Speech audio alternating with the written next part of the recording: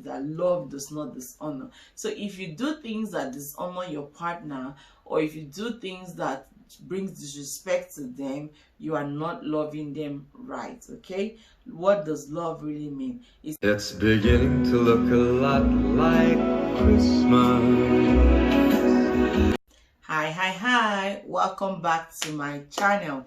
It's your girl Mabel, and on my channel here I film about family, relationships, beauty, and lifestyle. If you're a returning subscriber, welcome back to my channel. Thank you for always tuning in. If you're new here and you're just on my channel for the first time, welcome to my channel.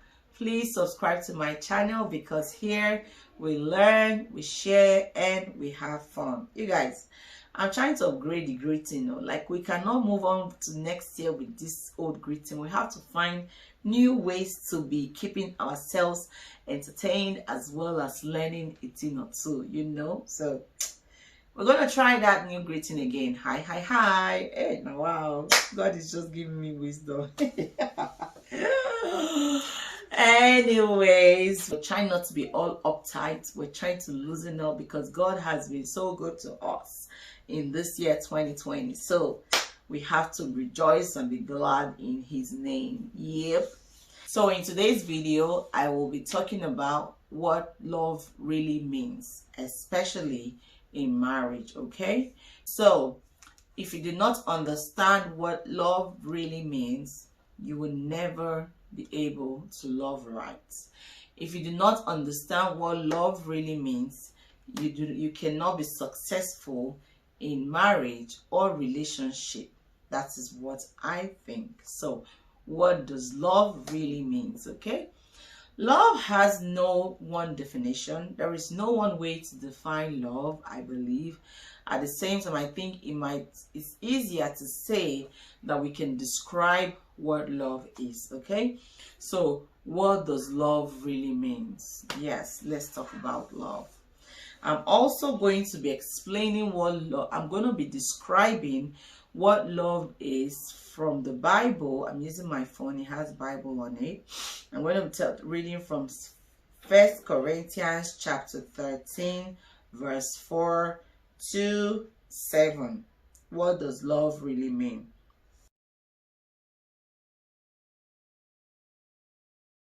First one says, love is patient.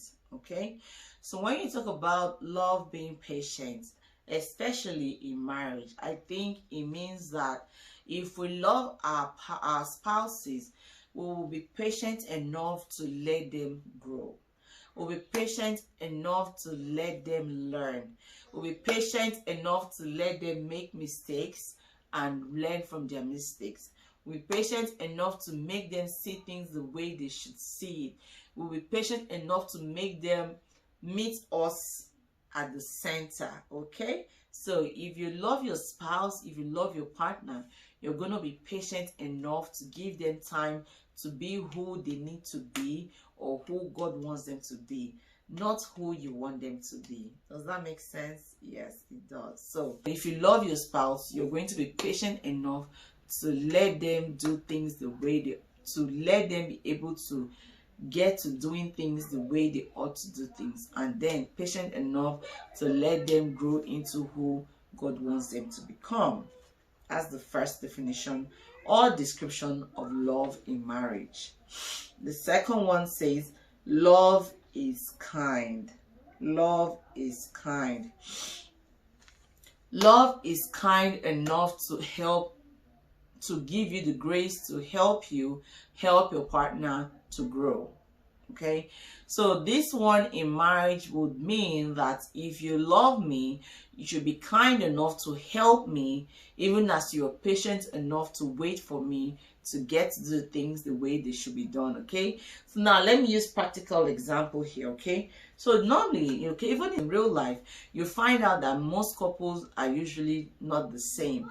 One might be very clean, arranged, organized. One is disorganized and not so, you know what I mean? So that's why God brings these two different people to complement each other. Okay, so now as one person being the clean, organized one, if you have a partner who probably throws things around, or who doesn't make fold calls the right way, whatever. I think if you love them, you'll be patient enough to learn to do things the way they should do it, and then you'll be kind enough to help them, like literally fold those clothes for them. I think by doing so, they will always see that, and I think at some point they will understand that, oh, I think at some point I need to start doing these things to make my partner happy, to make my husband happy, to make my wife happy. I need to start doing things the right way. I don't think so. You know, if you're patient enough with your partner and kind to them, I think God will give them the grace to understand at some point to do the right things as they ought to be done. So that is how to describe love in marriage. Love is patient, love is kind. Now, let's see what else love is, or how we can describe love in marriage. Love does not envy, it does not boast, and it is not proud. Love does not envy. Okay, I think in marriage, we're going to explain this one as being that, you know, sometimes one partner or one spouse is more successful than the other. Now, realistic example, let's say your husband makes more money than you, or your wife makes more money than you. If you love them, you're not going to be envious or jealous of the fact that they make way more than you. Or if they tend to see growth in their business, success, and yours is not really growing as well as it should.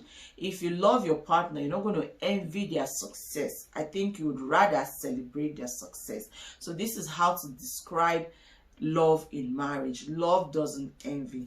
The next one, I think it says, love doesn't boast and it is not proud. Okay, so love doesn't boast and it is not proud. It's the same way. If you're the most successful one in the marriage, if you're the one who things are falling in place for all the time, or if you're the one who generally you're doing excellent, okay, you should not be proud. You should not boast and say, well, after all, I'm the one who does this, I'm the one. No. If you love your partner, you are not going to act that way. You're not going to behave that way, okay? Because love is not proud, it doesn't boast.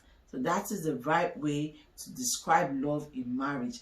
That is actually the right way to show and express love in marriage. When things are working out well for you, when you are the most successful one, do not be proud and arrogant to your partner because you're the one who, by the grace of God, you are excelling in what you are doing. So love isn't proud. Love doesn't boast. Okay, so if you have a partner who is very proud, who always boasts about their success and rubs it on your face, my brother, my sister, they don't love you, or they are not loving you right. So love doesn't boast and it is not proud. Okay, so now let's see, what does love really mean?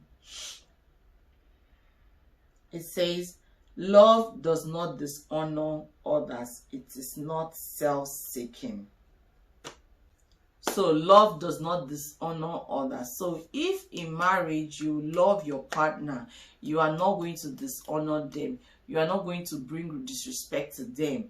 You're going to respect them with your words, in your action, in everything you do. You're not going to do things that are going to bring disrespect or dishonor to their name, to their fame, to their personality generally. So I think if you love somebody in marriage, the real definition of love is that love does not dishonor. So if you do things that dishonor your partner, or if you do things that brings disrespect to them, you are not loving them right. Okay, what does love really mean? It says love is not self-seeking. Okay, so if you love your partner, as much as you do everything you can to uplift yourself, to grow in your career, in your business, to bring people, you must ensure that you're also supporting them, you're encouraging them as much as you are yourself. Okay, so if you love me, you must support me. If you love me as my partner, you must encourage me.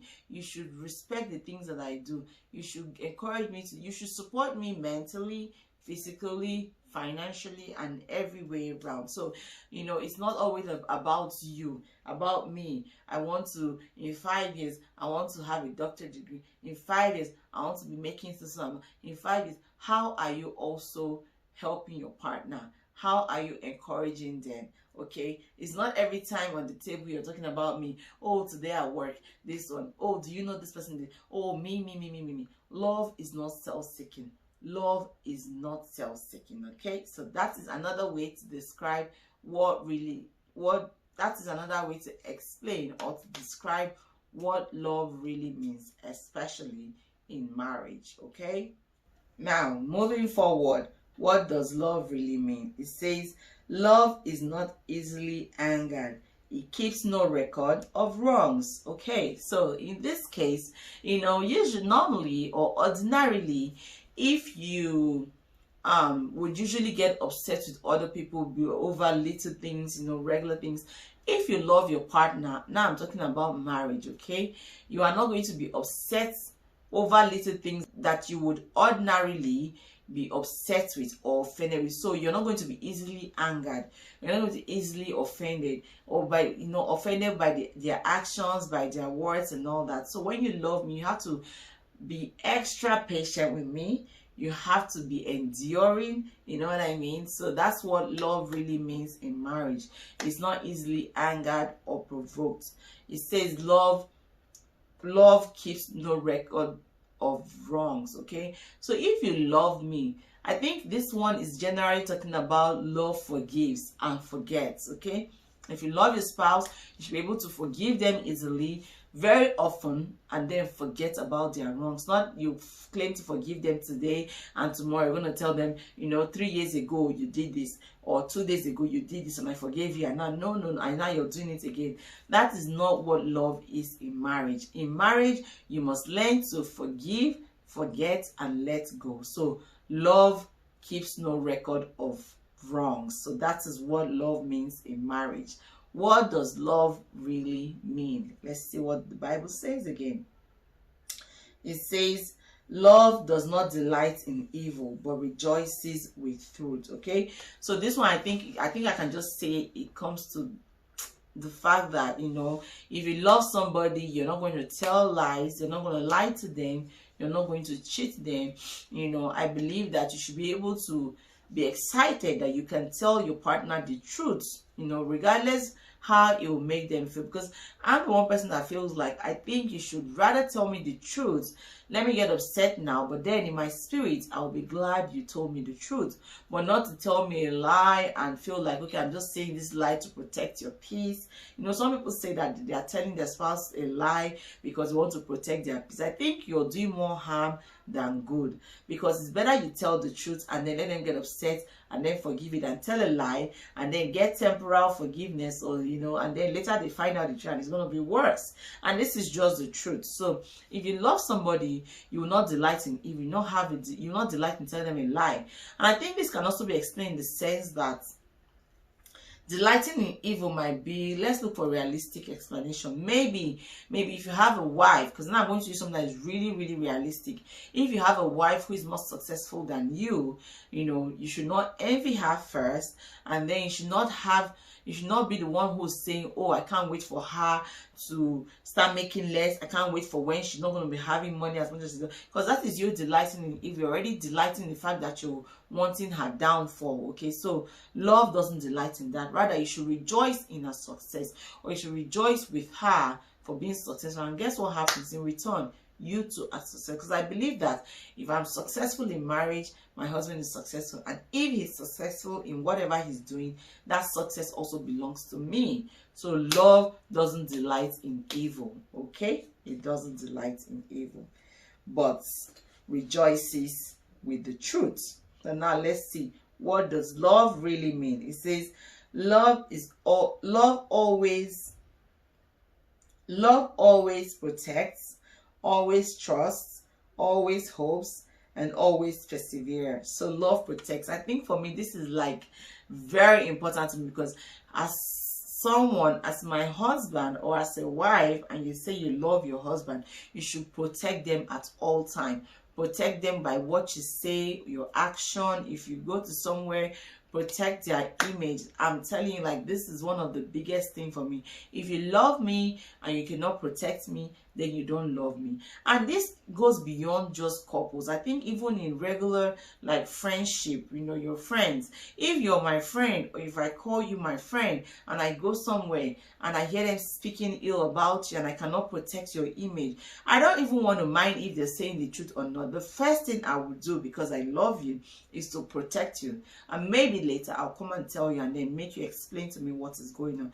But then I think if you love somebody, you must protect them. So love protects. Okay, what does love do? It says love trust. Like I said, when I protect you, I also trust you. You know, if I love you, I must trust you. I must trust that when you tell me you're here, I know you're here. I must trust that when you tell me you are doing this, I know you are doing this. So because I love you, I must trust you. Because if I love you and I cannot trust you, then I don't love you. So love in marriage means trust. Okay, what does love mean? It says love also hopes and also perseveres. Okay, so if I love you, I must always have hopes. I must have hopes and believe. I must believe in you, and I must also persevere. I must not give up on you, especially, you know, when things are not going the way they should, or when things are not going right. I must be hopeful that things will turn around for better, and I'm not going to give up on you. I'm not going to leave you in your lowest moments.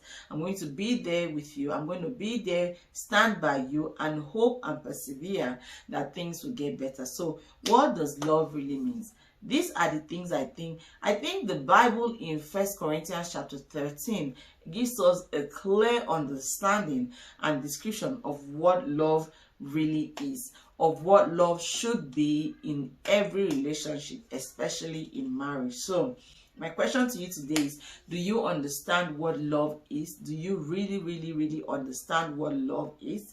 Are you basing your definition of love on the way you feel? Are you basing definition of love on the things you receive, gifts and presents? Or do you truly really know what love is, especially in marriage? Okay, so I just thought I'll explain that. And again, I got the inspiration for this video from the short film 12 Seasons. If you haven't already seen that film, I'm going to leave the link to that film in my description box, so you can do yourself a favor, click on the link, watch it, and also understand firsthand why I absolutely love the short film. Okay, I have come to the end of today's video. I hope you liked my video. I hope you learned something from it. Don't forget to give me a thumbs up, support your girl, like my videos, share my videos, leave a comment, share your thoughts, subscribe to my channel. Subscribe, and I will see you all in my next video. Bye. Hi, welcome back to the channel. No, hi, oh my god. See, you guys, I'm trying to upgrade. I'm trying to find new ways to make it spicy up here. Okay, hi guys, welcome back to my channel. It's your girl Mabel. If you're returning, hey, hi, welcome back to my channel. See, I started a new greeting. It's good. We're upgrading in the channel. Hi, welcome back to the channel. My name is Mabel, and on my channel here, I film about family, relationships, beauty, and lifestyle. If you're a returning subscriber, welcome back to my channel. Thank you for always tuning in. If you're new here and you're just meeting me or seeing me for the first time, welcome to the channel. Here, please subscribe to my channel.